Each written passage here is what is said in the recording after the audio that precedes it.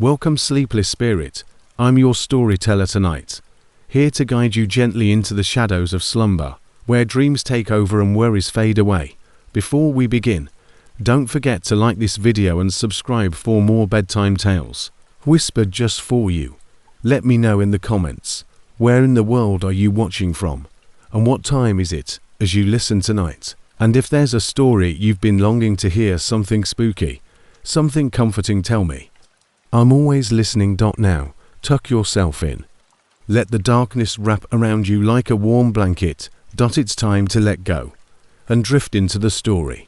Stories are passed down from one generation to the next, not as campfire tales, but as warning whispers of the cursed, the lost, and the things that were never quite human. In one of America's mountains, they say the Appalachian mountains never forget what they've buried in the mist-choked hollows and shadowed ridge lines. Real horror isn't limited to fiction. It exists in the oldest and most haunted areas, lingers in the ruins, and waits for those who dare to venture too far from the path. Tonight on Verified Fears, we're venturing deep into the Appalachian spine's forgotten places to bring you 14. These terrifying real-life horror stories from the Appalachians are based on first-hand accounts, missing person reports, and folklore carved into the mountains themselves. Some of these stories you may have heard whispered, while others no one dares to share out loud. But they are all based in truth or something close enough to it. If you're interested in the kind of thing the next story can be hiding in your own backyard, so subscribe to Verified Fears and switch on notifications if you're interested in horror that leaves questions unanswered and blurs the boundaries between myth and memory. Let's get started.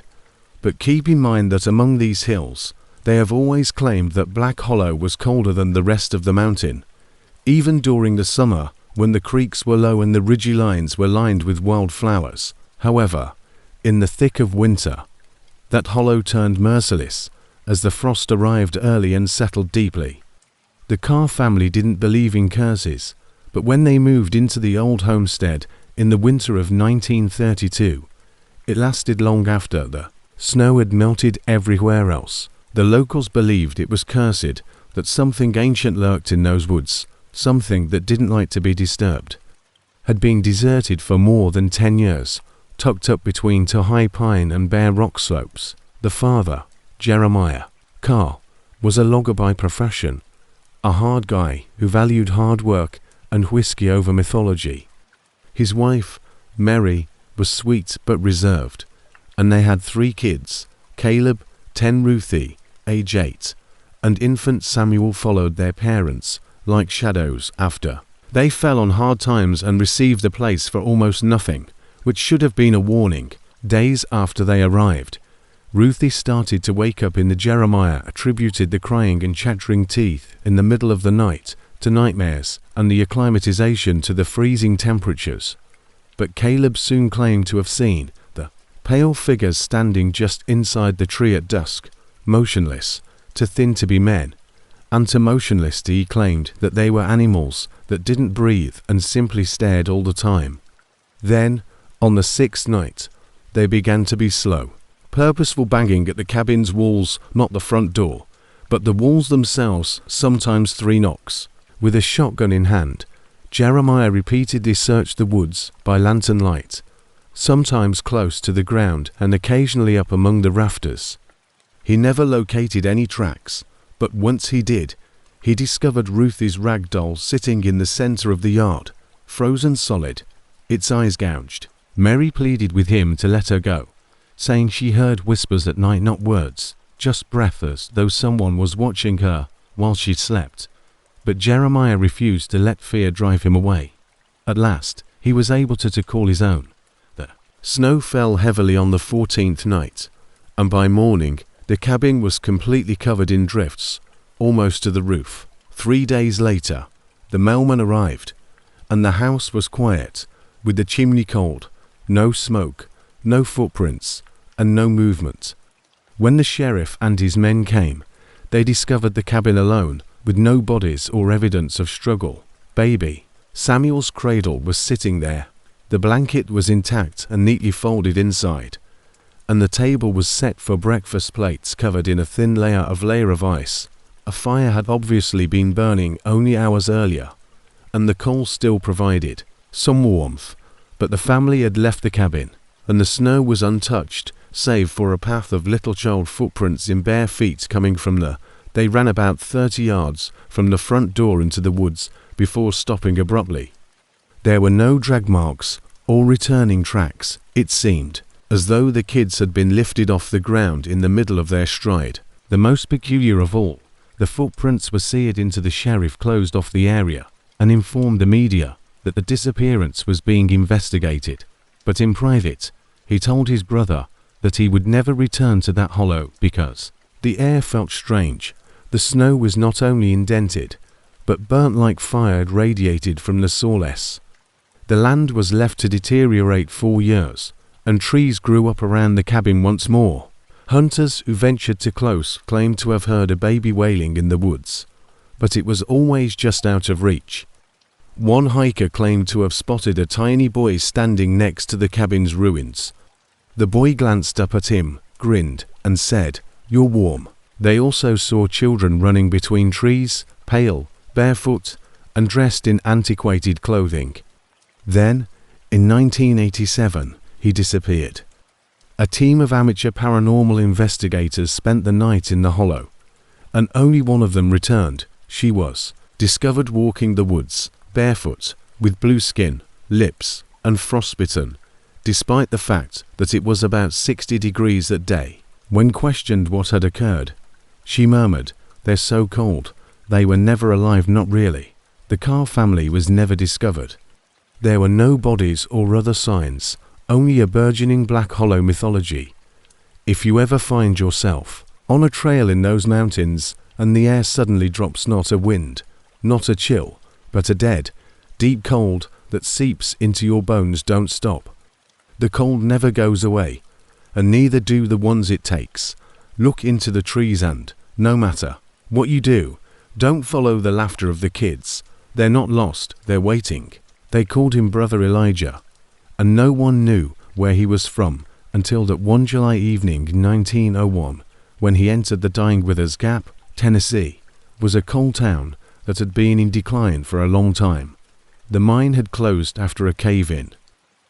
The year before, leaving men without jobs and families living in poverty.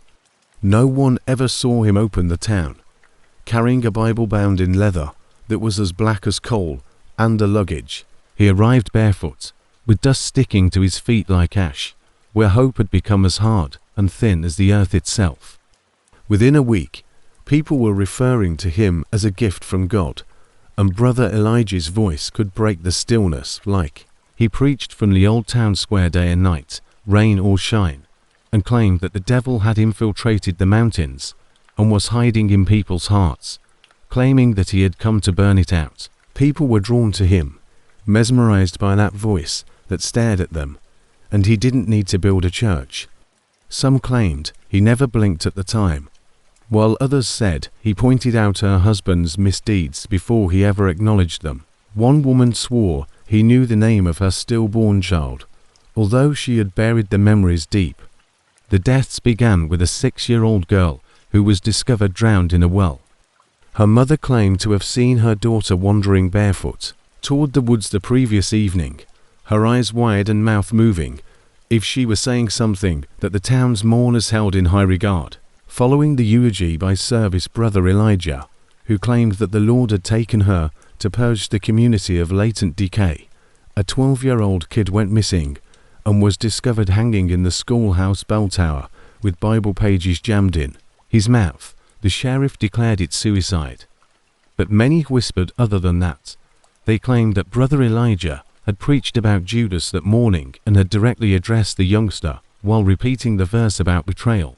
The third was a baby discovered frozen in her crib during the hottest week of the year, and parents became so alarmed that they kept there. The more people who died, the more people listened to Elijah's nightly sermons, which were now delivered by lantern light. He claimed that the children weren't lost, but rather that God was first purify the innocent before directing his wrath on the guilty, wicked, and they had to confess if they didn't want to be the next. They did, and the town became a fever dream of repentance, with people kneeling in the mud, crying, and wailing for forgiveness. One man set fire to his own house, claiming that his sins had seeped into the walls, while another fled into the hills. Brother Elijah continued to grin, preach, and gather secrets like pennies, but he never returned, leaving behind a letter that simply said, "He sees me now." When her store caught fire one night, they discovered only her burnt bones and arms, wrapped around something they didn't recognize. Old May Lillian, who owned the general store, refused to go to his events and dubbed him a phony prophet. When the sheriff eventually intervened, he attacked Elijah's lodgings and the abandoned chapel on the outskirts of town. But the preacher was gone, and the cot he slept on was neatly made his own. Some people thought it looked like a second skeleton, too small to be hers and too twisted to be human.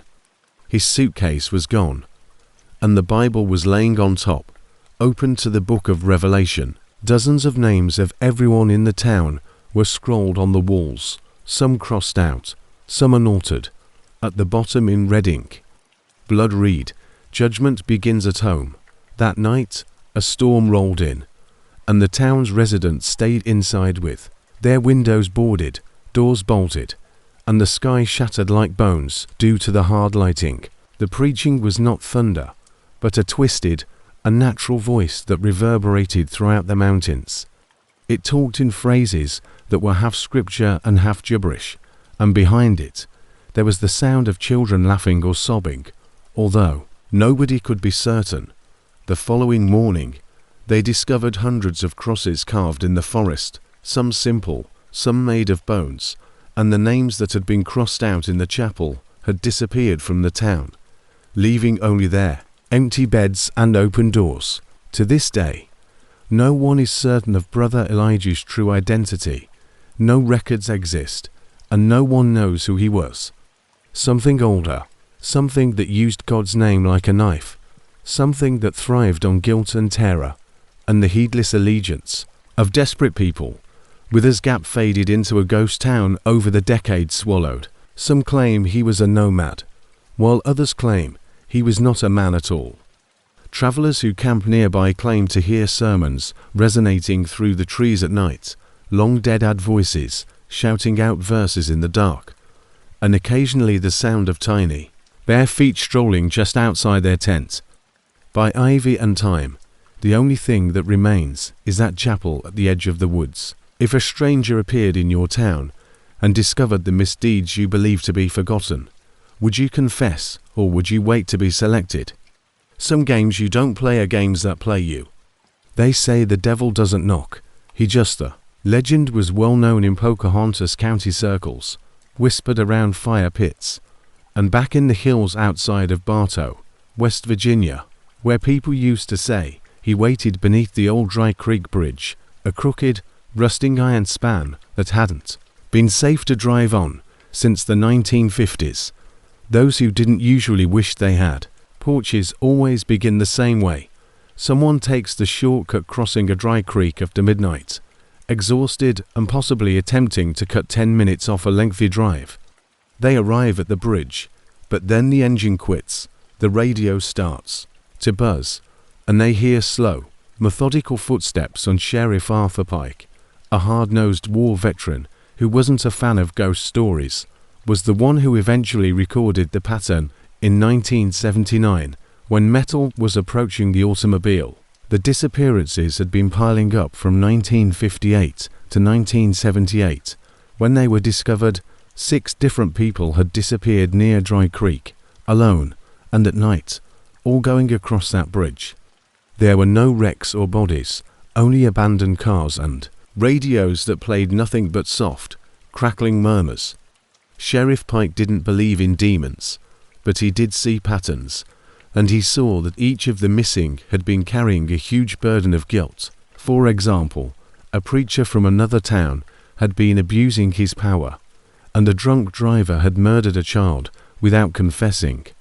The kind of sins that people believed remained buried, but something under that bridge, he figured, was digging them. Backup were rumored to have been allowed to be forgiven by a nurse in the congregation.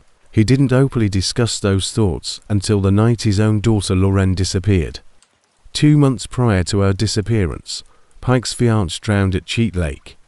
The official explanation was unintentional rough current drinking. Despite her charming grin, Pike kept a secret from everyone, even her father. Implicated, but Lauren had been the last to see him alive, and her sister claimed to have overheard her say, in a fit of rage, "Sometimes I wish he'd just disappear." Lauren died on October 3, 1979, around 10:45 p.m. She left a friend's house and drove across Dry Creek on the back road, but she never made it home. Her car was discovered the following morning directly on the Sheriff Pike, something inside himself that day. The bridge headlights were still on, the engine was cold, the driver's door was wide open, the radio was emitting only static, and one of her shoes was carefully placed on the hood, as if it had been offered, "Leave the force, grow a beard, and move into the woods close to the bridge." He began constructing something there, not a house, not quite a shrine, but more like a wall of memory. He carved the names of the missing into wood planks, nailed pictures of them to trees, and lined the creek with locals, referred to him as the mourner, and he spent 15 years there without saying much, although one hiker claimed to have overheard Pike mutter something while he was staring at the bridge. "It doesn't take the innocent, just the ones who believe they can conceal the bridge," was ultimately condemned in 1995, where a teenage couple reported seeing a shadowy man creeping across the steel beams in their direction. Their account echoed previous ones from the 1960s, with the identical description of long limbs, backward bent joints, and red eyes that glowed like embers.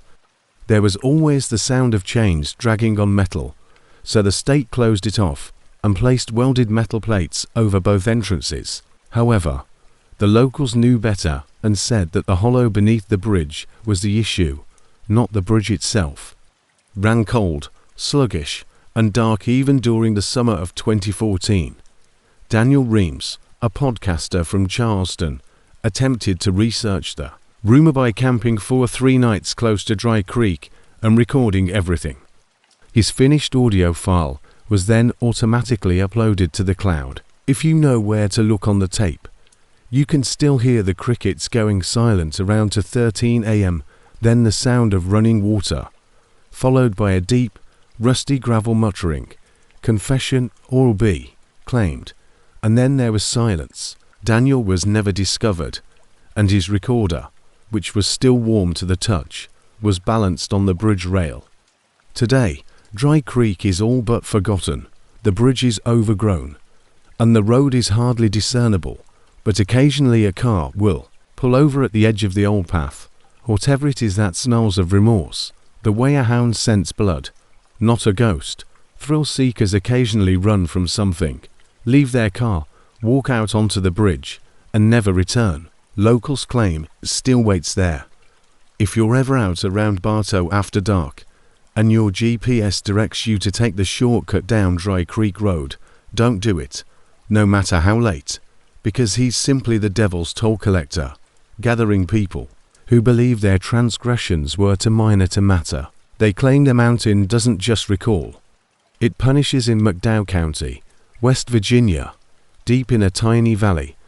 You are no matter how exhausted, because the devil doesn't need to chase you. He just waits, and the bridge never forgets who crossed it. Dead Man's Fork is a forgotten hole where a twisted black tree grows out of solid rock. The locals nickname it the Witch Tree, and most people know better than to approach it because there is no moss, birds, or sound around it, particularly after sunset. But in the spring of 1951, a mining family by the name of the Blevins disregarded those cautions. Tom Blevins was a second-generation coal miner who was vicious from the inside out after he was involved in a drunken altercation. Away from Gary, he relocated his wife Esther and their 2 sons, Willard 10 and Reuben 14, to an abandoned shack just past Dead Man's Fork. It wasn't a dog-friendly home, but it was inexpensive, and the company wasn't questioning the soul. Ellis Grubb, an elderly miner, warned them, plain as day, that land's not right, something was buried there that don't want to stay buried. Tom couldn't believe it and laughed. In curses, witches, or ghosts, but Esther knew better.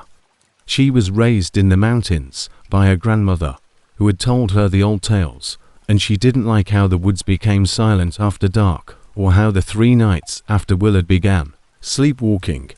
Esther discovered him outside the cabin, barefoot, staring up at the tree and muttering in a voice that wasn't his.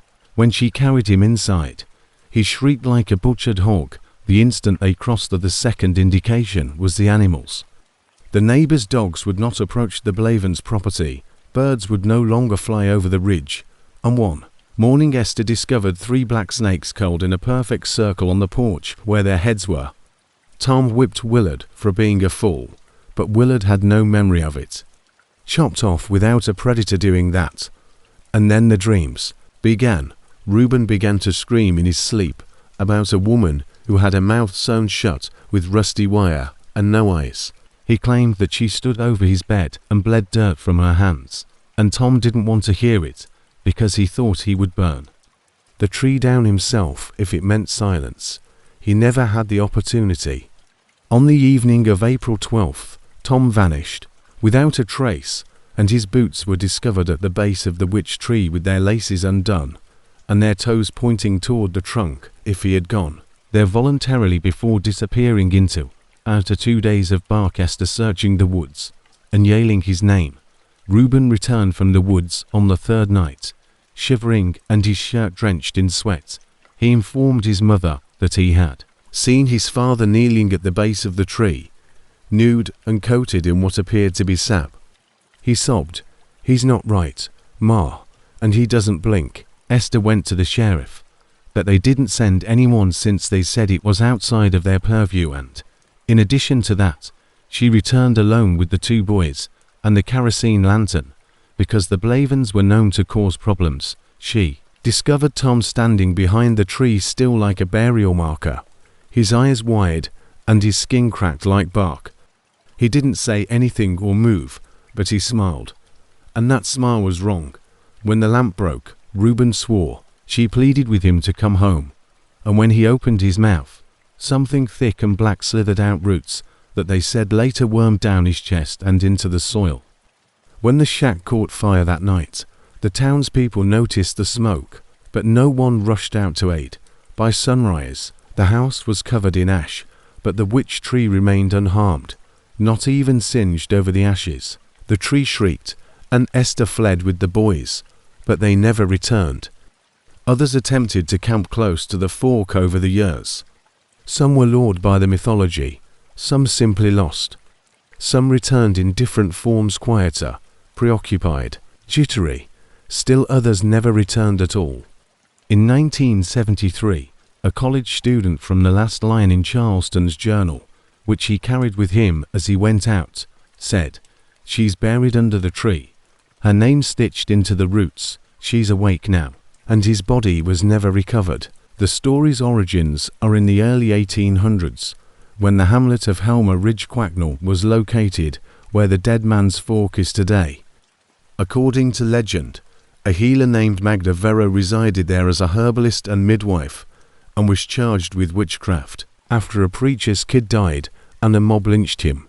Her death from the tree that grew from a cliffside crack is said to have taken 3 days because, in her final breath, she cursed the land, saying that no soul would rest close to that location, and that she would return in roots, in soil, in blood. In 1911, they attempted to cut down the tree, but the axe split on the first swing. The witch tree is still standing today, grey and black, gnarled like arthritic fingers. Some say it bleeds when the moon is full, while others say you can hear a woman singing in a language no one speaks. The guy who swung it went insane a week later and bit out his own tongue. The Blevins boys departed West Virginia and never came back. Reuben became a preacher. Willard changed his name. But Reuben delivered one last sermon before passing away in 1998.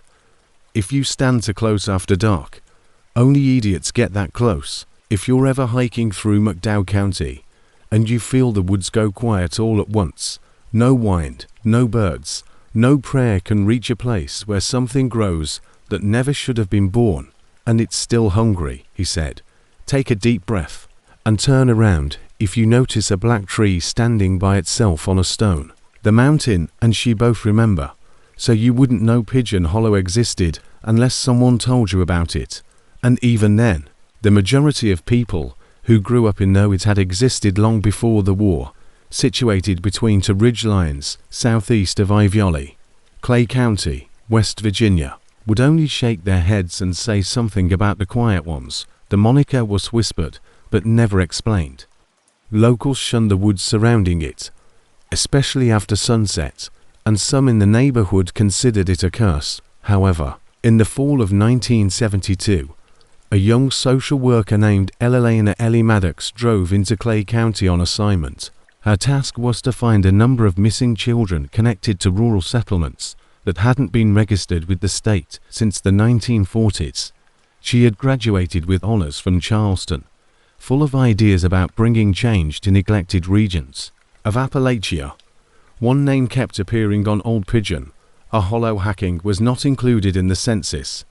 It was only a rough hunting track that branched off Route 4 and wound into the hills, and the intake forms were either half erased in pencil or scrawled in the margins. An elderly logger named Hickson eventually acknowledged that there had once been a small village until they learnt to keep to themselves. He didn't reveal who they were, just that Pigeon Hollow hadn't lost its hiding place. Ellie Packlight, 27, was recently divorced and fed up with being she packed a state vehicle, a camera, a legal pad, and a weapon she hardly knew how to use in her glove box, mainly for show. After being informed she was too soft for field work. On the third morning of October, she parked where the road gave out and went hiking. After the first mile, the track vanished all by itself. The trees became taller, their branches snagging on one another like fingers in prayer, and the underbrush looked oddly flattened, as if something big had passed through there frequently. There was also no wind or bird music. It was almost dusk when Ellie discovered the hollow 12 houses, each one a weathered two-story cabin built in a wide ring around a dried-up spring, with nothing but the dry shuffle of her boots over rotting leaves and the occasional crack of something invisible behind her. There were no mailboxes, no power lines, and no she went to the closest house, notebook in hand, and the door opened before she knocked. There were no voices, only porches sagging with mildew, and smoke curling up from two chimneys. It felt like the entire place had been scooped out of time and left to ferment. The woman said bluntly, "You shouldn't be here." "I'm with the state," Ellie responded, flashing her badge. "You should not be here," she added, barefoot, with grey hair and a loose braid that almost reached her knees. She didn't smile, but stared at Ellie with eyes too pale for comfort, like full courting glass. "Check in on the kids in this neighborhood, about whom we received complaints. This place is childless." That was untrue. Ellie was standing on the porch when she heard footsteps on hardwood floors and a shuffle behind a curtain. She noted it and, over the course of the following 2 days, she knocked on every house in Pigeon Hollow. She always received the same courteous rejections, adults with tight lips, and the same meaningless statement, "There are no children here." However, she caught a glimpse of their pale features in upper windows, tiny figures scurrying between trees. At one point, as Ellie was walking through the deserted middle of the village, she noticed a boy crouching close to the well, staring at her with sunken, hollow eyes. When she got close, he didn't flee but instead stood back and whispered. She camped in the woods just outside the clearing that night, but she didn't sleep. On the third night, however, things changed, and she woke up to the sound of soft, rhythmic chanting in a language she didn't recognize. She crawled over to the ridge and looked down at the hollow, where all of the adults were standing around the well. The children were kneeling in the middle of a candlelit circle, holding hands, barefoot, heads down, with their eyes closed and mouths moving in unison. The setting was serene, but there was something off with the rhythm and the way they swung the following morning. She saw her car surrounded by dozens of dead pigeons, not living ones, arranged in a perfect circle around her. The buzz that reverberated through the air was older than language and older than memory. Ellie refused to leave even though everyone was tired and its eyes were missing. Having grown up in poverty in Boone County, she understood what it was like to be ignored, and she wasn't going to leave just because some people wanted her to. That day, she went back to the house. The old woman who had initially turned her away was waiting for her this time, and she allowed Ellie inside. The walls were covered in intriguing spirals and branch-like lines that were carved into the wood, seemingly to maintain. Ellie nodded. "We were founded by silence," the woman said. "And you want to know about the children?" Her voice was as flat as before. "Listen closely and don't write a word," she said. Called it silence that walks. It began during the 1816 famine, when the snow arrived and stayed, and our people survived on pigeons. That winter, so many people died, and the skies became empty. The elders said that we had eaten the wrong ones, but something in them caused us to pause. Believed it would pass, but spring never arrived. The birds remained absent, and the kids began to change the way they answered questions from Ellie. They stopped talking, not out of fear, but because of something that was spoken to them. In their dreams, the root sellers listened, but we didn't. Over the course of the following century, Pigeon Hollow shrank, families disappeared, and bloodlines dwindled. Those who went never mentioned it again, while those who remained learnt the rule: never raise your voice after dark, because it is heard by the quiet, and once it hears you, it follows. The woman claimed that the children you saw are no longer children and have not aged in decades, because the silence keeps them alive and allows them to feed on what they. Ellie tried to go that night, but her car wouldn't start, so she trekked till her flashlight expired, but the route never returned. Trees moved tracks, and the woods wouldn't let her go, so she slept leaning against a stone. On the 10th night, she stopped mentioning her own name out loud, stopped taking notes, and her handwriting started to become slanted and cramped. She woke up with dried blood beneath her nose and scratches down her arms that she couldn't recall having. Scribbled a final note in her journal: "The children have no mouths anymore, just skin where lips should be." She was never seen again, and the file was closed after the official report designated her as presumed deceased. Without fanfare, however, an Ohio hiker discovered her notebook jammed between stones next to a dry well in 2007. The notebook's pages were intact, brittle but readable, and the final page revealed the same spiral carved into each of Pigeon Hollow's walls, underneath it in ink darker than the others. Single line quiet isn't the lack of sound, rather, it's what lies behind it. No one has been to the hollow since, although hikers in Clay County claim that occasionally, following heavy rains, they may hear a childlike hum coming from the trees, singing, and if you respond, say its name or inquire, "Who's there?" the trees will quiet themselves in the same manner that a room becomes quiet before a scream, because isn't deserted. It's listening, and the peaceful residents of Pigeon Hollow are still waiting. They still refer to it as the Devil's Footprint up in Lick Fork, Kentucky, even though it's not a genuine town anymore. In the 1930s, Lick Fork was one of dozens of impoverished, devout mining villages just making ends meet following the Great Depression. There were no automobiles or electricity, only a scattering of abandoned homesteads along the base of Pine Mountain, where the creek wound through coal, black hollers and hollows. Reverend Aline Coburn, a tall, gaunt man from Alabama, with eyes like frostbite and a voice that could bring grown men to their knees, arrives in Lick Fork in 1936 with nothing. The town is known for its church, schoolhouse, and the bone-deep belief that heaven and hell were watching every move you made, especially in Lick Fork. However, he brought a Bible, a burlap satchel, and a pledge to save their rotting Appalachian souls.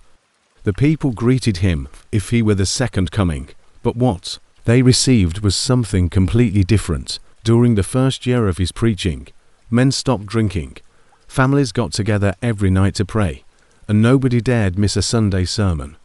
In the ancient Pine Bean Church, Coburn preached fire and brimstone, claiming that the Lord had shown him that the Lick Fork was an unclean place where sin ran in the blood, and shame was inherited like a birthmark. People listened, and they repented, but the burnings began modestly when a young woman named Mary Beth Hensley was discovered slinking off with a boy from the next hollow Coburn. She was tainted with the devil's whispers and tied to a post in front of the congregation, her clothes soaked in creek water. She never married, died young from tumors, and then came the second burning. Coburn waved a flaming coal shovel inches from her face while speaking in tongues. She screamed, and her parents sobbed. She then walked around town as if someone had scooped her insides out with a spoon, silently staring meek. And the third, until it was no longer only women or sinners, but also youngsters who retaliated, elderly men who neglected to kneel, and even a newborn who was once blamed for having a withered arm at birth. No one dared to challenge Coburn's sermons, because the town's residents remained, because leaving would mean rejecting salvation, and Thunder's eyes never blinked, and he claimed to see the devil in the flesh among them, posing as friends and family. Thaddeus Miller, a 38-year-old miner with 2 daughters, and a wife who had been burned for dancing barefoot in the moonlight after she passed away, packed up and attempted to escape one night. They claim he fled 10 miles before being discovered in a ditch, muttering incoherently and missing everything. After weeks of rain, something changed in 1942, causing the river to swell and uncover a portion of the mountain behind the church. Mudslides tore down to houses, and he died that same night. His final words were a jumbled prayer to someone he would not name. And when the water subsided, the kids discovered a footprint not carved, not pressed, but burned into the stone that was 15 inches long, 3 inches deep, and encircled by a charred patch of ground that had not sprouted any grass, because it appeared to be a man's foot, but was also incorrect. Even when the wind blew, the long, cloth-shaped heel toes stank of sulphur. Reverend Coburn said it was a sign from the Lord that the devil had attempted to enter Lick Fork, and that his prayers had prevented him from doing so. The church believed him, but some didn't. What if Coburn hadn't been keeping the devil out? What if he had allowed him in? The elders in particular started to gossip. That year, the burning ceased not because Coburn stopped preaching, but because everyone stopped talking. Coburn only grinned, more confident than ever of his divine favor. But in 1943, the chapel caught fire. Families would sit still throughout services, faces blank, hands folded, and some said they were drugged. Others thought something in the mountain had snatched their tongues. Storm, no lightning, no toppled lantern, simply a roar during a Sunday service, followed by flames so hot that the bell melted where it hung, killing 17 people, including 6 children whose bodies were discovered charred upright in the exact pattern of the congregation's sitting arrangement. The Harland County Sheriff looked into the seats and concluded that there was no earthly explanation for the fire. Coburn was never discovered, and his satchel, which was an earlier leather-bound book other than a Bible, was still resting on the pulpit unaffected by the flames. There were dozens of names without titles inside, all of which were of children born in Lick Fork since 1920. Each name had a symbol, such as a cross or a jagged glyph that resembled 3 slashes crossing next to it. Some names were completely crossed out, while others had lengthy, in-depth comments next to them. But halfway through, the language changed, becoming more frenzied and circular, as if someone were writing the same concept repeatedly using new words, and each page concluded the same way: the mountain is full. He must travel.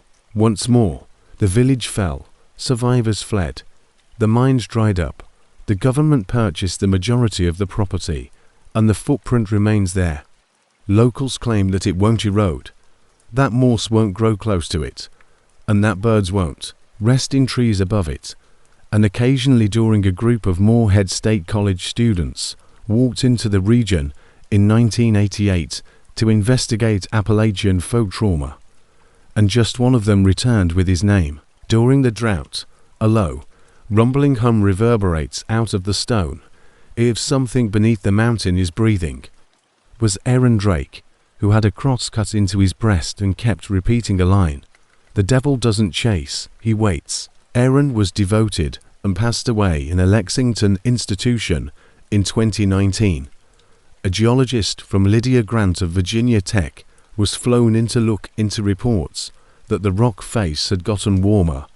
She brought satellite data and thermal imaging equipment, and her report, which was never officially published, was leaked by a lab assistant and stated that the mountain had a slowly moving core. It's not the footprint that matters, but the direction it's walking these days, she wrote in her final paragraph, describing an anomaly, a heat signature moving steadily northeast under the earth, just beneath the footprint. Locals warn against visiting Lick Fork these days, not because of ghosts, curses, or abandoned structures, but rather because of the heavy, eerie quiet that permeates the area like pre-dawn shadows. They claim that if you stay too close to the footprint for too long, you'll feel something move beneath your feet, not quickly, not furiously, simply like a man strolling peacefully through the night in search of something he once misplaced, and then knows where to retrieve it.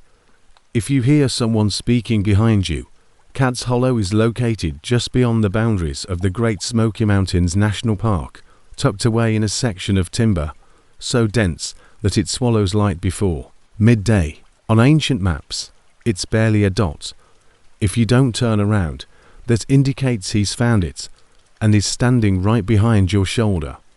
There are now only a few dilapidated cabins, and a stone chimney that protrudes from the moss like a finger, pointing skyward, with no roads leading to the name written in faded ink. However, in the early 1900s, Cad's Hollow was inhabited by 5 families who kept to themselves and spoke in a clipped, odd dialect, even though other mountain people thought it odd, since they were close-knit, highly religious, and talked about ancient customs that predated the war by a long time, before even white settlers arrived in those areas. They were all aware of the whistlers, including my grandfather. Amos Sheffield was one of the last kids to leave Cad's Hollow before it was abandoned in 1937. He never wanted to discuss it, saying, "Some places, son, God just don't look in on." He was born in Cad's Hollow in 1924, and when I persisted in asking him why the place was abandoned and why no one ever returned, he would go silent. But when I was 16, one night when the rain pelted the roof and the electricity went out, he told me the entire story, or the most of it. The hollow's walls were formed of basic log cabins that were passed down through many families. My great-grandfather constructed their family home by hand using chestnut timbers that were taken from the ridge above the creek. The elders, called the lumberjack, gifted.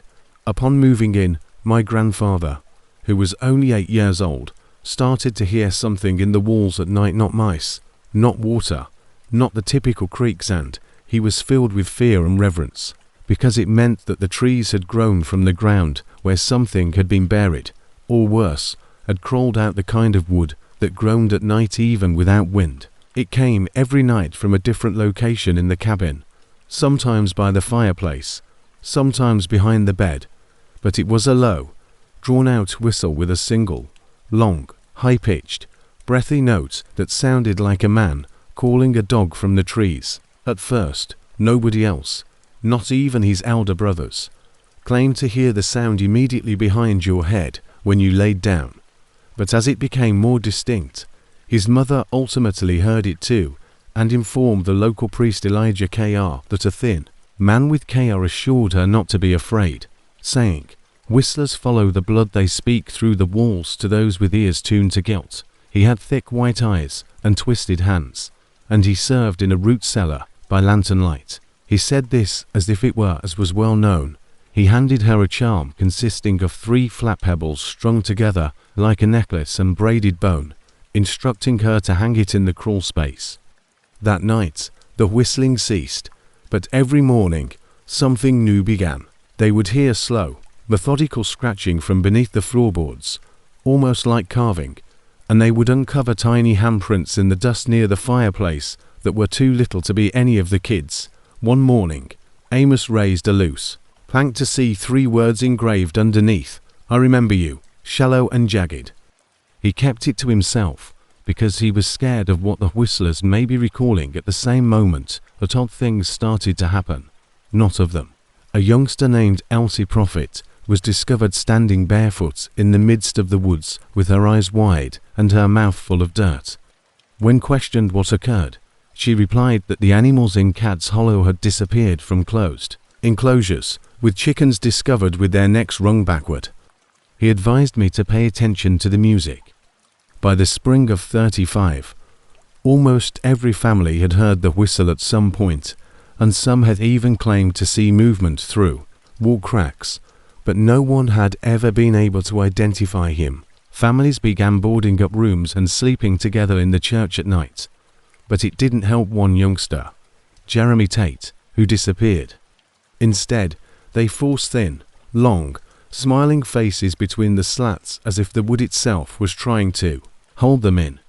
It was decided to demolish the oldest house in the hollow after he disappeared from under his parents' arms while they were sleeping, leaving behind only a cold draft and a faint whistling echo. The door never opened, and the windows were unbroken.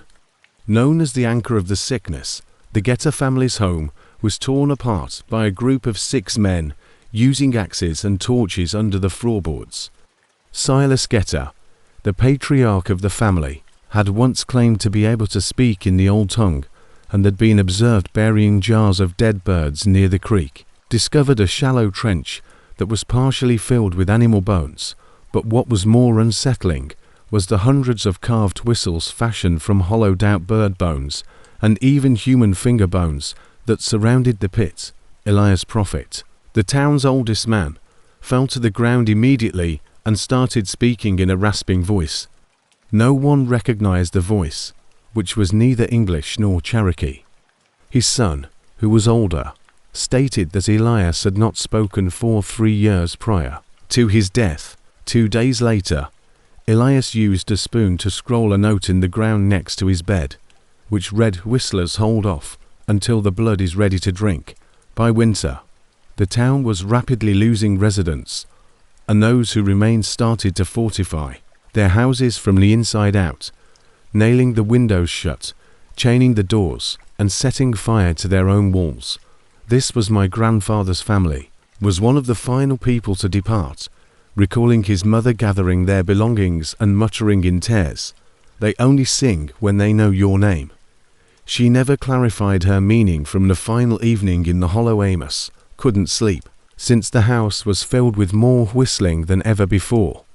Then, a thin, breathy voice murmured from the wall behind his head, "You carry him, we remember, and we will come, and we will come." Calling Amos never knew who he was.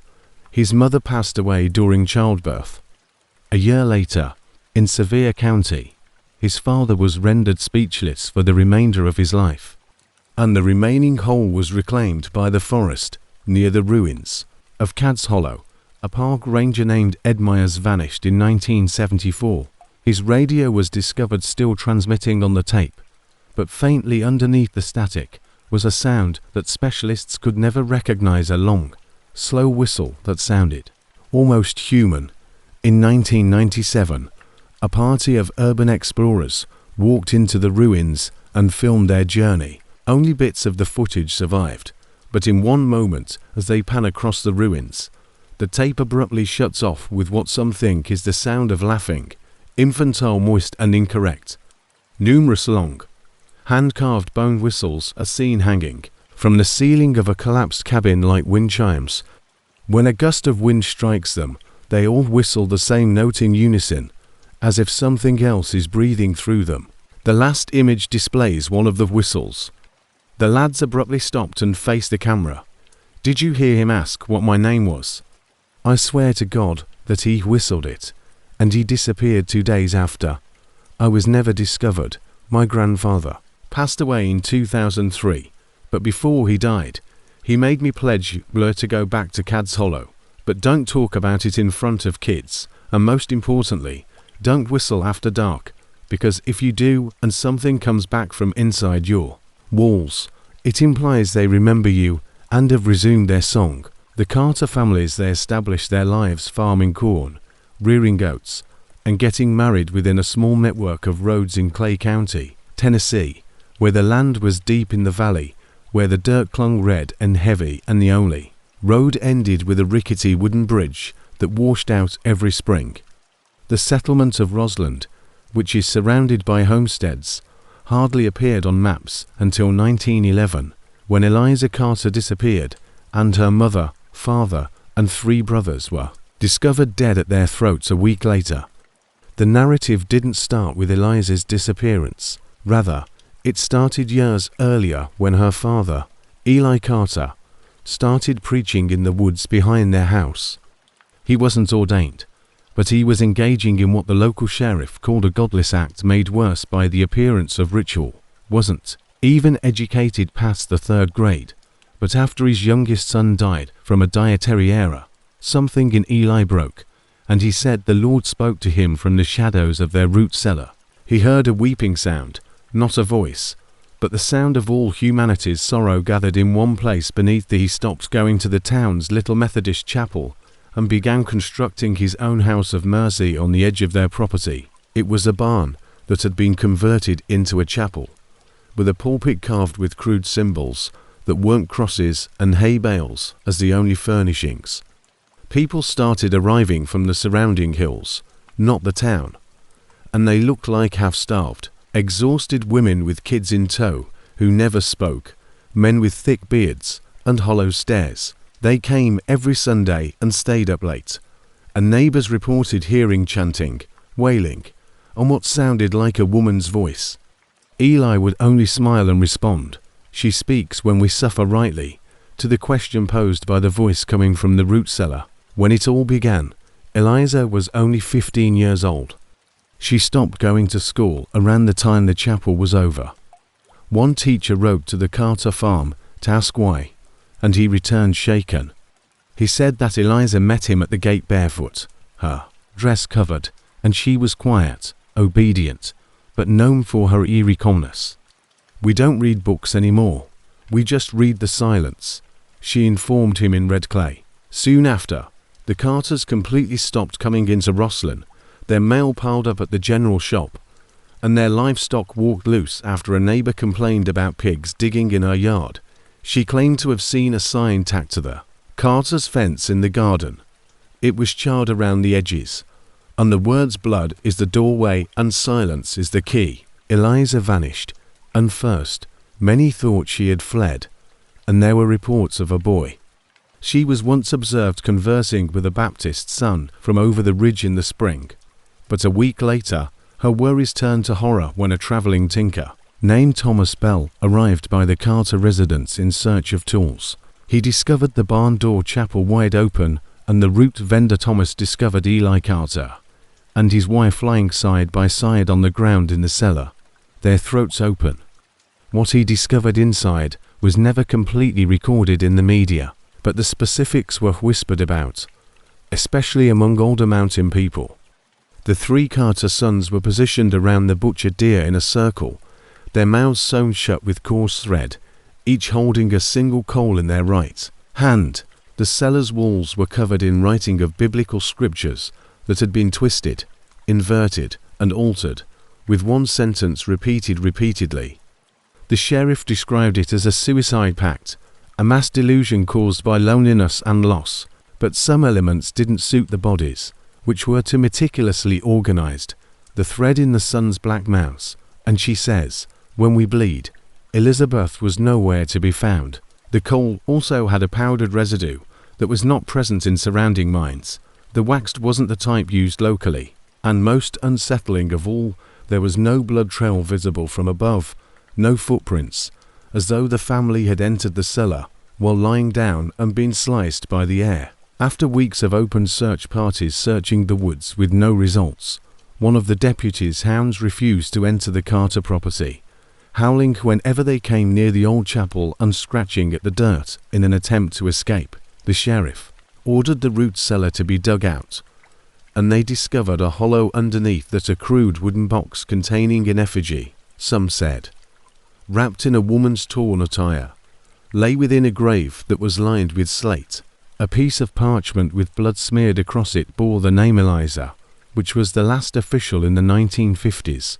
A family moved onto the property without knowing its history. The father, a veteran, claimed that his daughter started waking up in the middle of the night and standing in the corner.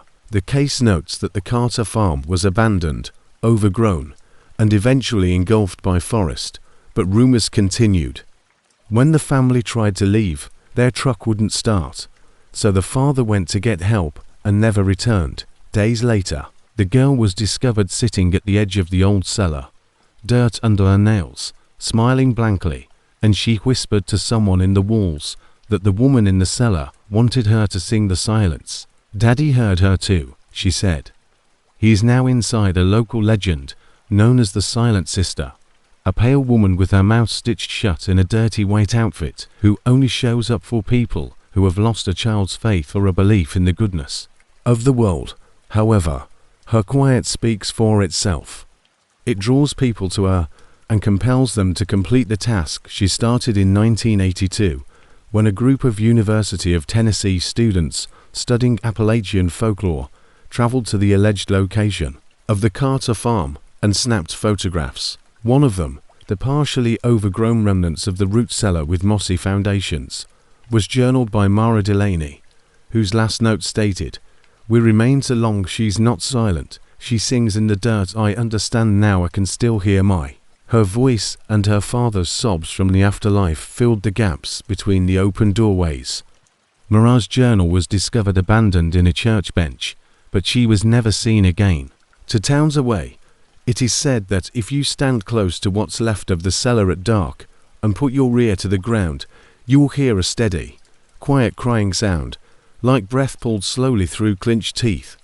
If you talk, it stops, but if you remain silent, if you listen closely enough, you'll hear your name spoken back and sense something protruding from the ground, like fingers looking for a hand to drag into the quiet. You'll also understand why the Carters' lips were stitched shut when they passed away, since some ladies of the Great Smoky Mountains have taken a fair number of hikers. Some stray from the path, some suffer injuries or are exposed, but a select few vanish so totally that their names are whispered not with sorrow, but with fear. One such hiker is Vincent Greer, a young only the testimonies of those who knew him and heard his final words can reveal the story of this park ranger and amateur astronomer who disappeared in 1997 while hiking a solo route over a lesser-known portion of the Appalachian Trail near Klingman's Dome. His narrative was masked by bureaucracy and official silence. Transmission Vincent had worked in the Smoky Mountains for almost 10 years, primarily in educational outreach. He ran programs for wilderness navigation and stargazing nights, and was well known for his warmth, attention to detail, and love of solitude. However, following the untimely death of his wife in a something changed in him through a vehicle accident in 1996, he sold their Ville home, quit his ranger job, and started hiking full-time, off-road 4 weeks at a time along extensive sections of the Appalachian Trail. He told friends he was seeking clarity, but one of them, a fellow ranger named Lyle Knox Vincent, said was searching for something that he would not identify. In the spring of 1997, Vincent radioed the ranger station from a location close to Jonas Creek, a rarely visited area that was full of moss slick boulders and laurel ravines. He logged his position as a courtesy and stated that he would be traveling north along an unofficial trail, as the trail isn't on official maps, and is known locally as the Starvale Path, a name that is passed down among old-timers with a strange sense of reverence. Depending on who you asked, It was thought to be more of a local legend, a shortcut, or a trap. It was said to dip into a hollow so deep that the sky vanished above you. Vincent, an avid stargazer, should have been repulsed by such a place because the trees grew so close together and tall that they blotted out the stars. But it seemed to be the opposite. His last journal entry, which was sent to Lyle in a package that arrived postmarked the day before he disappeared, said, "I've found it the place where they say it's true that stars disappear, and I believe it predates even the mountains." 3 days later, Vincent's final known message arrived, and his voice was serene. "I'm Ranger Greer, and it's almost dreamlike. I'm in the hollow, and I can't see the sky. The trees appear to be bending inward, and I hear a sound that sounds like breathing, coming from the ground rather than the wind or an animal." He was never heard from again, and a thorough search was launched within 48 hours, but fog and rain made it difficult. "It's steady and rhythmic like lungs, and I'll follow the sound to see where it leads." And the extreme isolation of the environment. Teams reported strange compass malfunctions, such as reading spinning or freezing completely. Dogs refused to go into the hollow's lowest area, whining and retreating on their leads, according to several volunteers. Fear watched even in the absence of wildlife. One person claimed to have heard his name being whispered from under the moss. He left the search the following day and refused to discuss what he had heard. No sign of Vincent was ever located, and there was no backpack, but the story didn't finish there, though, because in 2003, 6 years later, a party of hikers from Knoxville took a detour off the main path. They had no clothes, no campground, and only his walking stick lodged upright in a spot of earth that was too soft to hold it naturally, pointing straight into the hollow's deepest thicket. Main trail, and ended themselves close to that same depression. They had no idea of its notoriety, but they did know that their watches had stopped ticking at the same moment they noticed something odd. The air was clear and chilly. There were no stars above them, and a lady named Tessa Moore later recounted the feeling in a Reddit thread that was removed within hours, although some users preserved portions of it. She wrote, "It was like standing beneath a ceiling, but the sky was empty, not black, but blank and featureless. We heard rustling below, not above, and I swear I saw footprints in the tree bark like something had walked upside down. Before that, I never believed in strange things, but I felt as like I was within something huge and sleeping. There is a throat that is ready to be swallowed." Jude Hammond, a researcher with expertise in Appalachian geomology at the University of North Carolina, went out to locate the hollow in 2010. Based on GPS triangulation and ranger data from Vincent's most recent contact, Jude was dubious and thought the stories were made up folklore fueled by trauma. But what he discovered, or rather, didn't discover, shook him. As he got closer to the locations, his high-precision GPS satellite imaging equipment and the thermal drone both malfunctioned. The GPS became confused.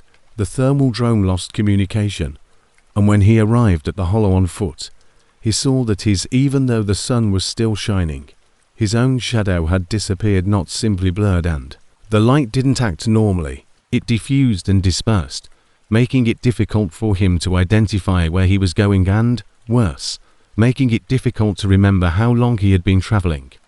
He turned around and saw return to his car.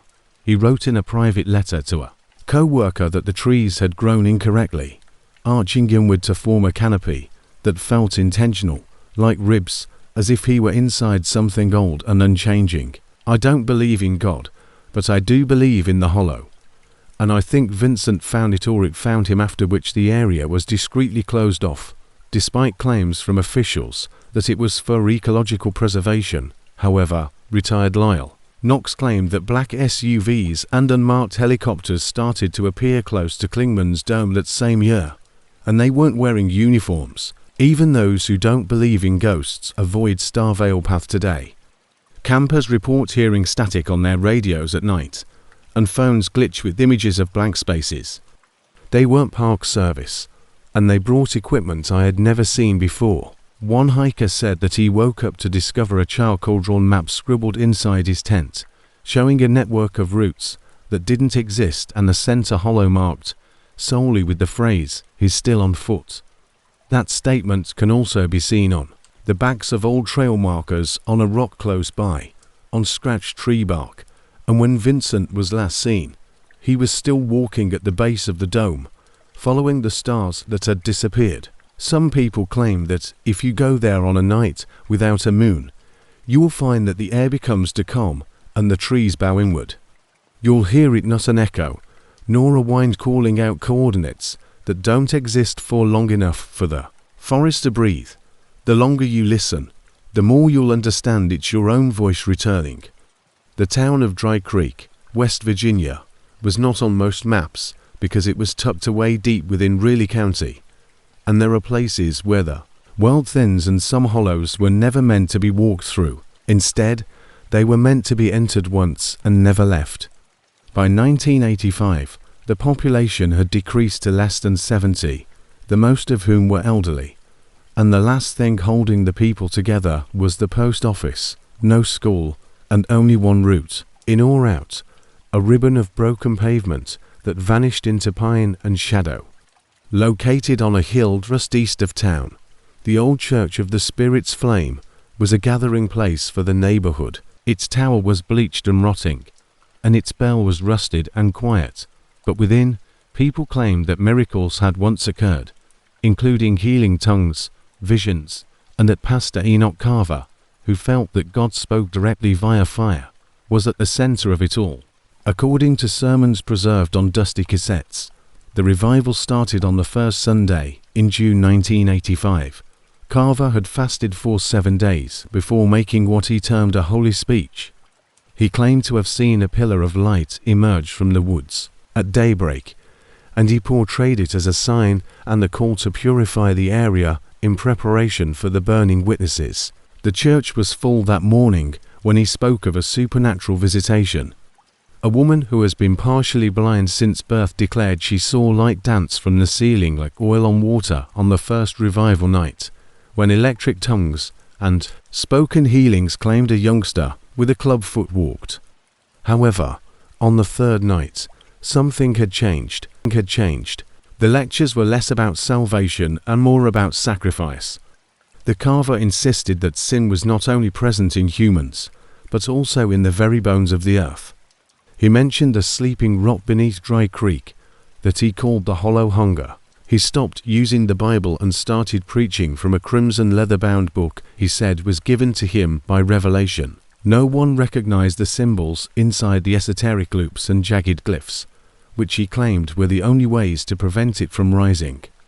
Around the 10th night, when neighbors realized something was amiss, a mail carrier named Beta Treeslow was the first outsider to raise the alarm. She attempted to deliver a package to Dry Creek, but the congregation, engulfed in a fever of belief, followed him without question. She drove directly to the county sheriff, being turned away by a man standing in the middle of the road, shirtless, arms covered in ash crosses, and muttering a non-existent scripture. He informed her that the town was under consecration and that the unclean would burn by sunrise, but by the time anyone arrived, the road was obstructed by fallen trees and barbed wire hung between corroded poles. Dry Creek had closed in. Nobody had fled. Nobody had returned calls. Nobody had retrieved supplies. They had to survive on the meager resources they had, and for 24 hours, the fires never stopped residents from nearby hollows from reporting. Nights when they saw weird figures moving in procession, an orange glow above the trees, and a low, continuous hum that sounded like a chant that never ceased. On the 25th night, everything went when the state police eventually made it into the village. It was late, and what they saw didn't make the news. The church had burned to the ground, not collapsed, and appeared to have been eaten from below. But there were the official report, which was discreetly filed and sealed, stated a spontaneous mass disappearance under ritual settings. Although there were only 70 charred footprints that terminated in the midst of the sanctuary's blackened remains, no people, bones, or blood. One trooper who helped with the inquiry and subsequently spoke anonymously to a reporter for the Charleston Gazette, stating that they discovered a narrow, hand-carved tunnel spiraling downhill in the church's basement where the pulpit once stood. They sent a drone down with a light, but it stopped after 50 feet. But before it did, the same looping script that Carver had preached from was burned into the earth itself, and the video showed something scrolling along the walls. One sentence was repeated repeatedly in English: "The body is the flame is the door." None of the inmates were ever seen again. It seemed as though Dry Creek had vanished from the face of the earth when no survivors or family came forward. But the story doesn't end there. In 2001, a group of urban explorers interested in Appalachian ghost towns discovered what was left of Dry Creek. By that time, nature had reclaimed the majority of it. One of the explorers, David Ellis, later wrote on an old message board about what they observed when they discovered the tunnel with the same spiral path, but the church's ruins were completely intact, as if frozen in the instant it burnt, while the residences had been engulfed by ivy and rot. The deeper they walked, the thicker the air became, like breathing through cotton drenched in kerosene, and they heard a whisper not outside, but inside their ears, despite the fact that the sound was still not silent. His most recent post said, "I don't think they're gone. I think they went deeper. And I think Carver found something older than fire itself." Voices, plural chanting in unison. That thread was deleted when a geologist surveying the region's abandoned coal fields reported a strange anomaly in the Dry Creek area in 2015. Ground-penetrating radar detected a vast hollow chamber beneath the earth that was far larger than any mine with regular mining operations. 3 days later, none of the other members of the group posted again. When he returned a month later with a university team, the equipment malfunctioned and their camp caught fire that night. The cause was never identified. No arson or lightning involved, just flames rising from it felt like being watched not from above or behind, from below, as if something ancient had turned its gaze upward for the first time in 1,000 years. One of the professors wrote of the ground, "Today, nobody lives in Dry Creek, even the name. Locals claim that animals avoid the region because birds won't fly over it, and other people believe they see humans wandering in the trees at twilight with bare feet, ash-covered eyes that flash pale red. On the last Sunday of June, each year, those who live nearby commemorate the ultimate revival, claim that they can still hear the faint low chanting rising from the ground like heat." In 2020, a hiker shared a picture of himself off the route near Greeley County, bushwhacking over old logging roads, and he discovered a rusted sign that said, "You are now entering consecrated ground. The flame watches, the body remains," was fastened to a tree that had almost been completely engulfed by bark, along with a weathered stone cross. Since then, that hiker's account has remained dormant. If you listen to the tapes of Pastor Carver's last sermon, which were distorted and transferred from hand to hand, you can hear him say in a voice that becomes more guttural as he proceeds, "The fire we fear is not punishment. It is the key when we burn with. The scary thing is not that 70 people disappeared, but rather that they believed, and somewhere in the void of West Virginia, they are still praying, burning, and waiting for the world. And via the flame, we awaken what is beneath." The ridge cuts through eastern Tennessee like a jagged scar, steep and mean, with rock outcroppings so sharp they'll slice leather. Hunters avoid it, hikers whisper about it, and locals pretend it's a place where the devil's backbone was cursed long before any white man ever set foot on it. Doesn't exist, but for reasons I can't understand. The land has been in my family for 4 generations, passed down from father to son like a burden or a secret. The major part of the tale of what happened up there began in 1994, when I was 15 years old, brought us back to the old property when my mother passed away. It was his legacy. He claimed to have 60 acres of dense woodland, rusting fences, and a crooked 2-story house that appeared to be holding its breath to prevent it from collapsing. He assured me that we would repair it and start a new life.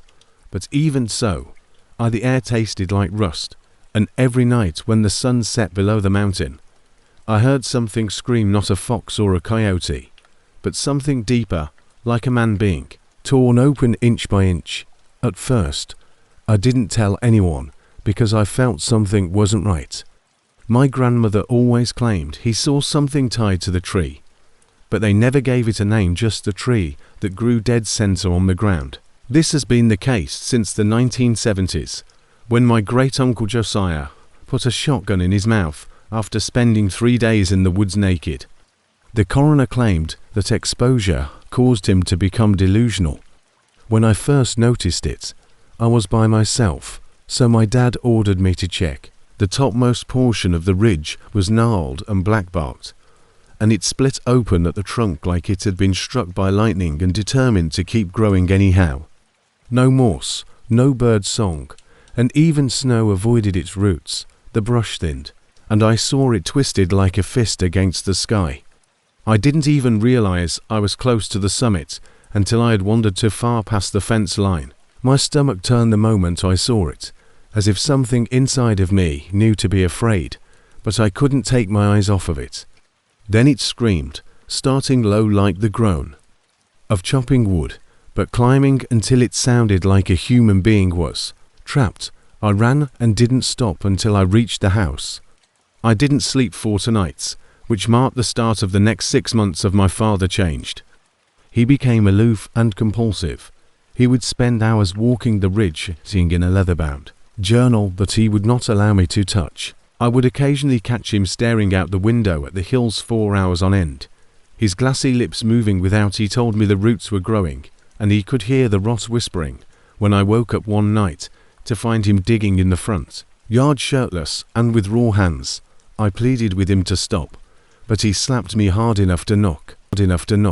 He looked at me for the first time and didn't seem to recognize me. He stopped eating and sleeping, and one night he didn't come home. 3 days later, the sheriff discovered him kneeling in front of the tree's eyes. The doctor explained that it appeared to be cardiac arrest, but his heart showed no evidence of damage or trauma. It was as if he had just stopped. His body was rigid, his complexion was grey, and his lips were twisted in a smile. I moved in with my aunt. I never went back after that because I couldn't, but it wasn't the end. In 2010, I inherited the property and thought about selling it, but out of curiosity or perhaps remorse, I hiked up to visit it once to see what had torn my father apart. The forest was still abnormally silent on the ridge alone, but as soon as I reached the top, I saw I had erred.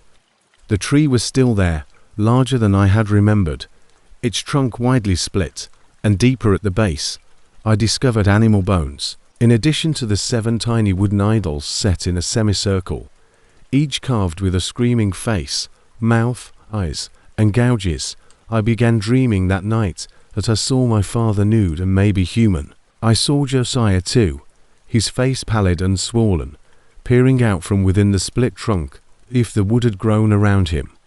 I saw fire roots writhing like snakes, and I kept hearing the screams I'd studied. I was trembling, kneeling by the tree, saying the names I'd heard him mutter all those years ago. Everything I could find in records from the 1800s mentioned a hanging tree where lowland travelling judges executed suspected witches. 4 women and 1 man were burned alive when the rope broke, and someone reported seeing red light coming from their mouths, causing the town's residents to panic and set the hill on fire, which is how the ridge earned its name, the Devil's Backbone. The tree that emerged from the heart of that fire was substantiated by my grandfather's notebook, where he described having dreams about whispering that every man in our line was called, that since 1901 had been drawn to that location, and all of them had died of madness, suicide, or disappearance. I stopped sleeping, noticed shadows in my room's corners, and on the final night before I died, I heard screams coming through the floorboards. Left forever, I woke up to the sound of a woman sobbing outside, a faraway, gentle voice, and when I peered out the window, I saw her heading toward the ridge, a pale figure dressed in a dress from 100 years ago. I followed her, and the forest absorbed all the sounds her footprints made. When I got to the top, she was standing at the base of the tree with her back to me. When I turned around, I saw her face, which was empty and hollow, with skin stretched taut over bone. I felt like I was being pulled, not just in body, but also in blood. My father's voice was heard as I raced, didn't stop until I got to the road, and left the following morning without ever coming back. I put the land in trust, making it inaccessible, and told the county not to develop it, but they disregarded me in 2022. While mapping the region, the survey crew vanished. 3 men and 1 woman radioed in around 3:12 p.m. to report unusual carvings under a tree on the summit, but there were no traces or distress calls after that. When the search team arrived, they discovered nothing but 4 sets of boot prints leading to the tree and none leading away. People don't believe me when I tell them this. They either laugh or nod courteously, assuming it's a family ghost story. But I know what's real. I know what grows up. There isn't a tree anymore. Hasn't been for a long time. But something older and hungrier. And the cries aren't echoes of the past. They're warnings to the land. Remembers the deceased, and if you approach too closely or listen for too long, it will also remember you. In the quiet of the devil's backbone, where nothing exists and not even the wind can talk, you will hear the trees start to scream, and it will scream alongside you. They claim that there is a church in the woods outside of Manchester, Kentucky, that no one discusses, not because they have forgotten about it, but rather because remembering brings it back. The locals simply refer to it as the Quiet Church, and nobody can recall its true name or whether it really exists.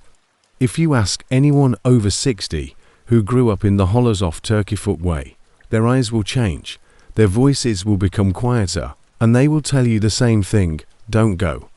The records are gone, and the way to it is no longer shown on maps. My name is Daniel Price, and I didn't listen to it. I grew up in Lexington, but my family has strong ties to Clay County. My grandmother Eula was born there in 1932 and stayed there until the day she died in 2017. And while attending her burial, I discovered an old black and white photograph tucked within her Bible. It featured a group of 19 people standing in front of a decrepit wooden chapel that was partially obscured by dense pine. There were no signs or crosses, just faces, and not a single one of them, not even the kids, looked at the camera. My uncle blanched when I questioned him about it, his mouth twitching as if he had bitten into something nasty. "Don't go near it, never," he whispered, referring to the church.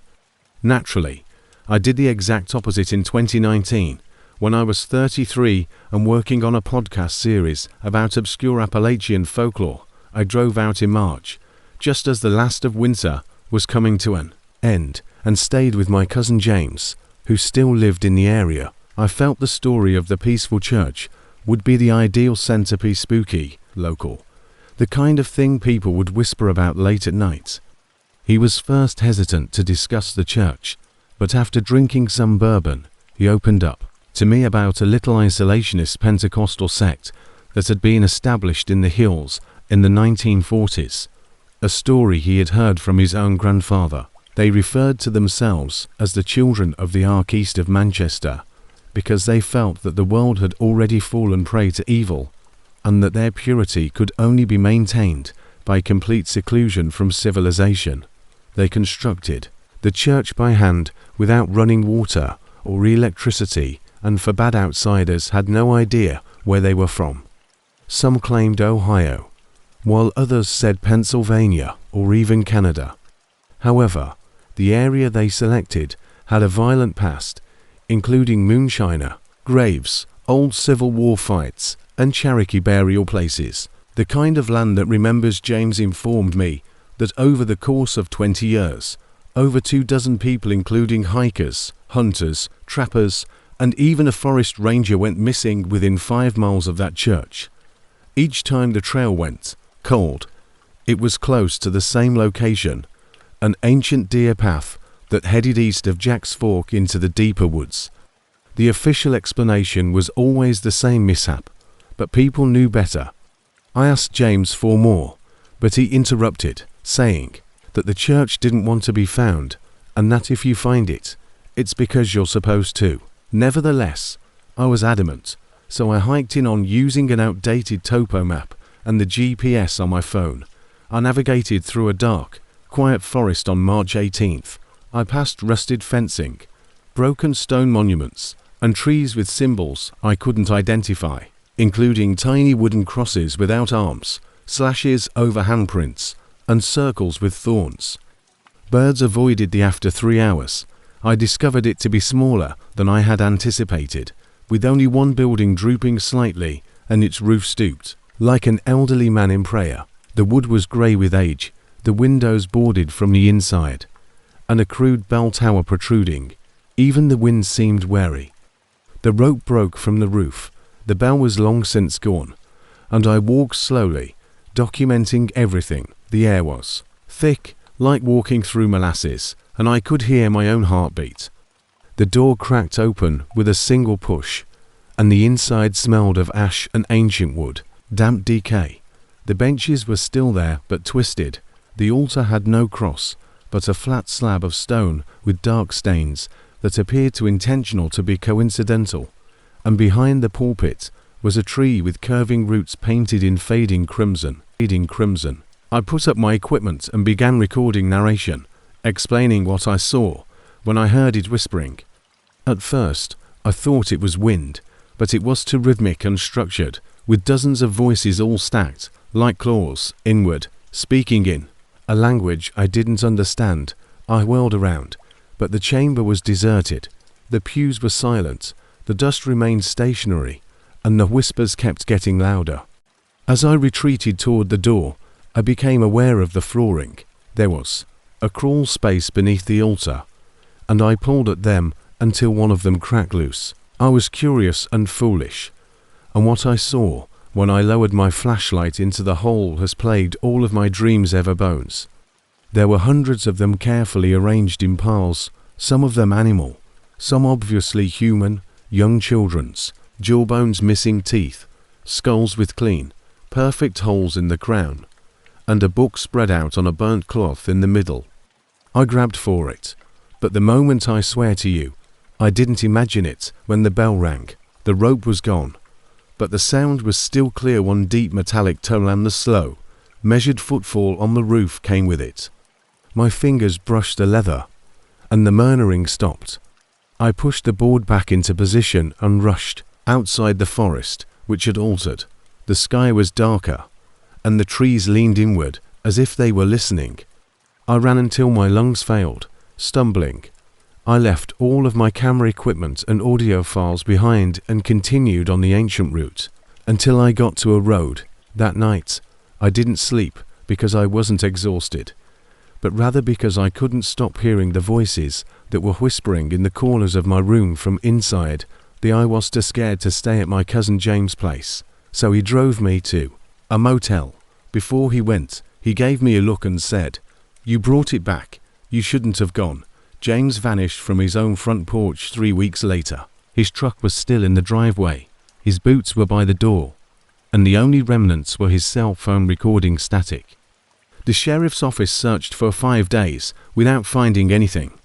I told them what I had witnessed, and they laughed, but I could see how one of the deputies clutched his crucifix when I brought up the church. He knew that I had left Kentucky and never came back, so I hid the story, erased my podcast episodes, and stopped using social media. Last week, I received a parcel with no return address that included my old recorder, which I had left in the church. The batteries were dead, but the voices were still there, speaking only when I was alone myself, just below the din of the outside world. The audio remained unaltered, so I hit play and repeatedly heard myself talking in a voice that wasn't quite mine. We are the quiet, the root, and the blood that speaks through wood. I'm not sure what they're after, though. I'm not sure why I was permitted to leave, but I am aware that there is a church in Clay County's woods that never forgets. It is just waiting for someone else to hear it. And when they do, the forest will be quiet once more, because nothing cries louder than a place that has forgotten how to just west of Iron Mountain Gap, where North Carolina bleeds into Tennessee, is a section of the Appalachian Trail that most locals never longer hike. Old-timers refer to this area as hollow, and it isn't shown on any official trail maps these days.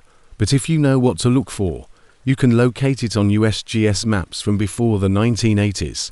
I first learned about Still Hollow from a retired search and rescue officer named Cliff Yarber, who worked out of Erwin, Tennessee. According to legend, the hollow isn't haunted in the conventional sense. Rather, it's forgotten over time, a seam torn open in the folds of the world where things go in, but don't always come back, or worse, they return different. I had been contacting people for almost 25 years, while looking into disappearances on the Appalachian Trail for a project that never got done, in part because what I discovered shocked me, and in part because I didn't think anyone would believe me. Cliff agreed to meet me in person at a cafe off Highway 19, brought a single file folder with him, yellowed from years of storage, and within were 3 missing persons reports. He was a mountain of a man, grizzled and quiet, with that haunted face typical to those who have seen too much but have survived to carry it. People disappeared within a 2-meter radius of Still Hollow between 1978 and 1994, all in late fall, all in clear, calm weather, and none were ever located. I'll tell you about one, he remarked while drinking black coffee. The other's a hiker named Chelsea Boone, 27, had come down from Rand Mountain to do a solo section trek southward in October 1987. She was an experienced Nashville traveler who was last spotted 3 days into her journey by a couple of 3 days later. Her pack was discovered resting upright next to a trail fork close to Still Hollow. Inside were her maps, food, and a note that she had never signed the register, despite the fact that she appeared healthy and happy.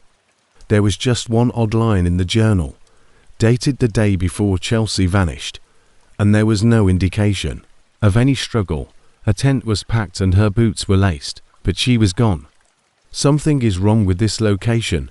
The air feels too calm.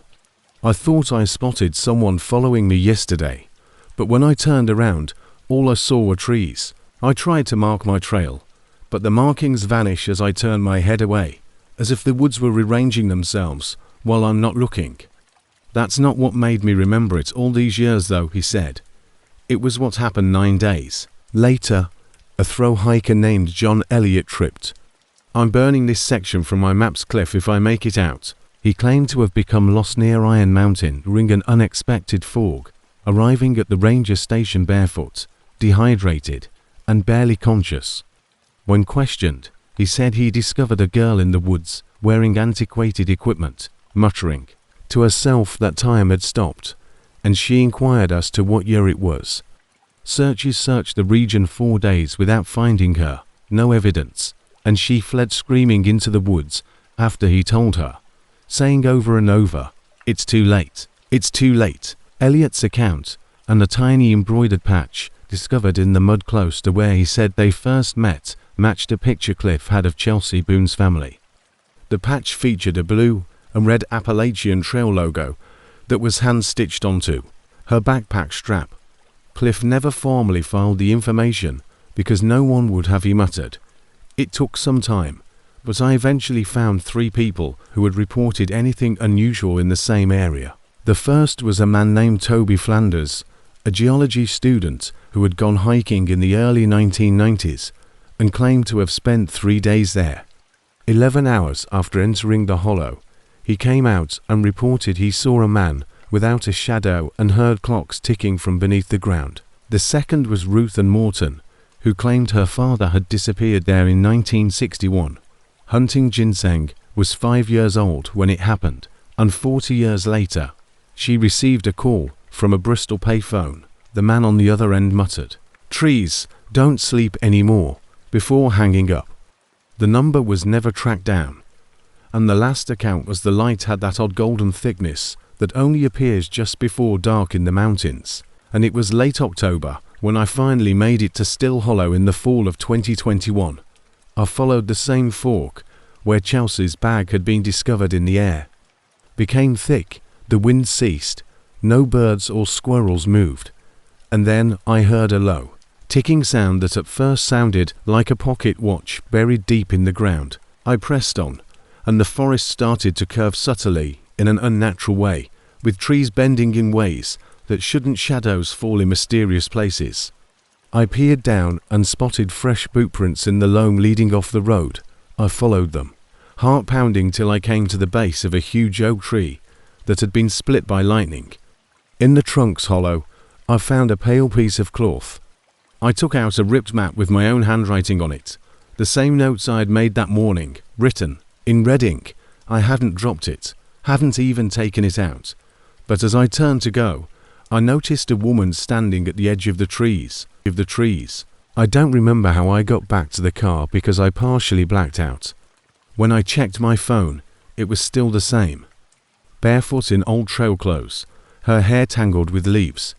She looked directly into my mouth and moved silently before disappearing like air swallowing smoke. But my nails were longer, my beard had grown, and my voicemail contained 6 missed calls from unknown numbers, 1 voicemail that played only static, and a single voice muttering, "I haven't talked about it yet, up to now." However, in July of this year, I got a letter from Uncoy with a faded black and white photo inside that was postmarked without a return address. Displayed the same woman I had seen in the woods, grinning and carrying a trekking pole. The back, read Chelsea 1987. I'm not sure if she's still alive or if she's ever gone. Perhaps she's still hollow. Discovers you at the ideal moment, when you're by yourself, when you're just interested enough to venture off the trail. But keep in mind that if the trees become silent, the air becomes still, and the wind stops blowing, you should turn around, because in Still Hollow time doesn't pass.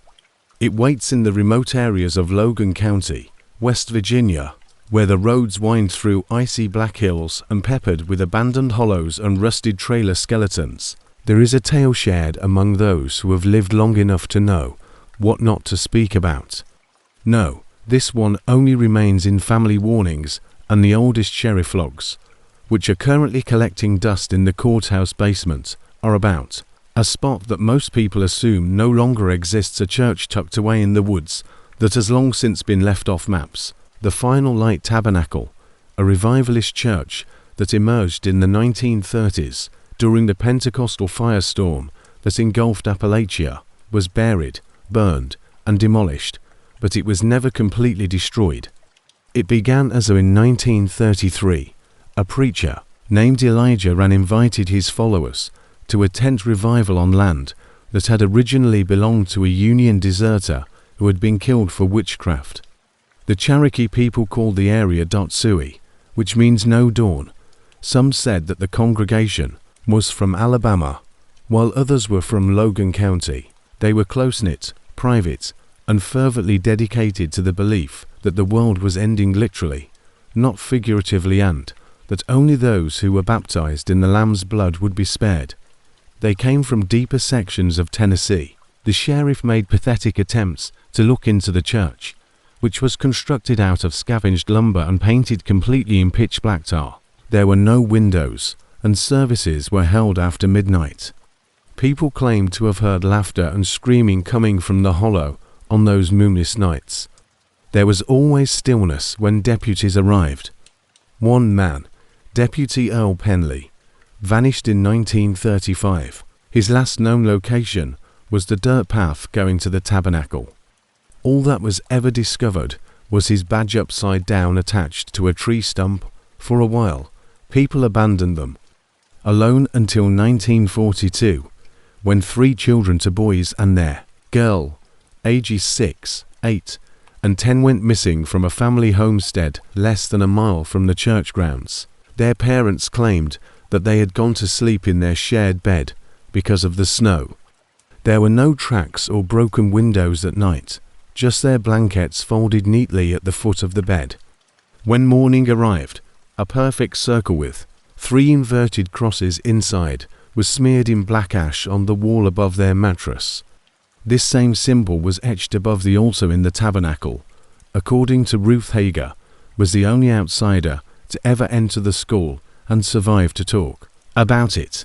Her journal, which is currently in the possession of her great-granddaughter, describes robed people who spoke in guttural, unintelligible dialects and a preacher.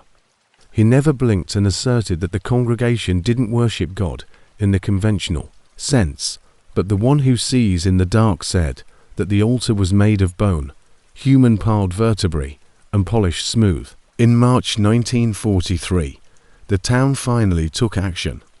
With kerosene and hunting rifles, 12 men fathers, brothers, and coal miners marched into the hollow. They waited until the congregation had finished singing during a Sunday service, at which point they blocked the door and lit the building on fire, hoping that witnesses wouldn't notice the flames. That same night, 2 of the 12 were discovered dead next to the river. Both had drowned despite their presence, and the church itself was unharmed, with no burn marks on the blackened wood. It hissed, raged, and then died as if it had been suffocated from the inside. 3 weeks later, the entire congregation vanished without any notice, leaving no goods behind and no bodies ever discovered. The church sat still, its doors wide open, its Bibles left open, and its midsman candles melted. They had no indications of water in their lungs, and their faces were frozen in wide-mouthed screams. Snow would level the old campgrounds as trees, and vines eventually reclaimed the track, but certain things can't be forgotten. In 1971, 2 teens from Chapmanville vanished while camping next to the old logging road. One of them, Harlan Webb, was Harlan's backpack contained a single item that didn't belong to him, a hymnal bound in black leather that was brittle with age. The first page was marked in what experts said was dried blood, and the backpack was discovered in a drainage culvert a week later, covered in scratches and nearly catatonic. He never spoke again, and his brother Pete was never found. From the late 1970s until the early 1990s, hikers, hunters, and inquisitive adventurers periodically ventured into Hollow Eye from the sea. Most of them never discovered anything, though a few claimed odd occurrences, such compasses spinning in the midst of summer, freezing patches, and muffled whispering when Alma Dykes, a 42-year-old nurse, moved into her grandfather's former homestead on Blair Mountain in 1994. There was nobody around. She lived in seclusion and tried to leave a violent relationship. While gathering firewood one morning, Alfred discovered something hidden beneath the leaves in the forest, an old black tar door that led nowhere but to a wooden frame standing erect in the ground. Curious, she went back later that day and discovered the foundations outlined the next week. Elma discovered what she thought to be the forgotten tabernacle. She chose not to mention it to anyone, and instead began journaling on cassette recordings, totaling 22 cassettes. On the first, she appears calm, skeptic, and amused, but on tape 8, her voice quivers, claims that the forest is changing, that the shadows are moving on their own, and that she can see people standing at the tree line, observing her. She's reciting verses with weird words that are not in English, and her voice is deeper. The final tape is 3 hours of silence, except if you listen. Near the end, you can hear a moist, rasping sound that is not human. Alma Dykes disappeared. In November 1994, her truck and cabin were discovered empty. One black candle was still sitting on the kitchen table. Having burned out all her dog, a blue heeler named Jessup, was discovered melted into the wood. 3 days later, the law enforcement officers were blind and shaky, but they never locals already knew that the church had called her after a thorough investigation. I only went to the hollow once, in late October of 2018, and it always took one every few decades to awaken the wood. Lester Vaughan, a local historian who had grown up hearing rumors about the chapel, was with me. Despite the fact that he had never been down there himself, he consented to go with me out of curiosity and, I believe, guilt. In 1943, 12 people attempted to destroy it, including my grandfather. The trail was almost undetectable, but after 2 miles, the trees started to thin out, and we arrived at a clearing that felt incorrect, and the quiet was suffocating rather than serene. The church was still standing there as the sound itself was being absorbed. Without any rot or foliage, the Backwoods stood there as if it had been waiting for us. I went to talk to Lester when he stopped breathing, but he simply pointed his face white, eyes wide, candles lighted inside. But we didn't enter. Instead, we fled. I attempted to go back the following day, but the trail was no longer overgrown and looked like a forest. Lester killed himself in his shed 3 months after. He had stitched it shut behind us. The message he left was one sentence: nobody can explain why the church won't burn, degrade, or vanish, but I've heard tales that it will. Recently, there have been reports of seeing robed individuals in the forests close to Ding. One individual shared on the internet that he was a part of a revival movement. In an undisclosed hollow, he claimed that the preacher's lack of a watch at midnight was the most exquisite thing he had ever seen. He removed the post a day later after seeing the eyes that the church radiated from within. If you're ever deep in the Appalachian woods and the forest turns dark, his profile went dark, and no one has heard from him since. The air gets thick like syrup if you notice a tree leaning in, and it's too quiet otherwise. Between the trees, a black spire rises without windows or sound. The tabernacle never stopped calling, therefore it never turned back. If this story captivated you and sent you reeling, it needed fire to get what it wanted, gives you the chills, and there's more where that originated. Appalachia conceals secrets that are more sinister than you might think. We're only getting started, so for more real scary content, subscribe to Verified Fears. Notifications are activated by stories based on real-life horror and lost legend. Your next nightmare is just one story away, so you don't miss the next descent into the unknown.